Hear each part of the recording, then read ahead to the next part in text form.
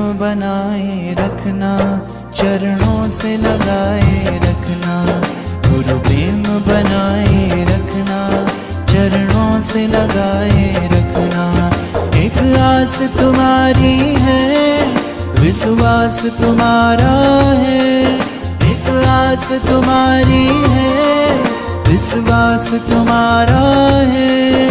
तेरा ही भरोसा है, तेरा ही सहारा है।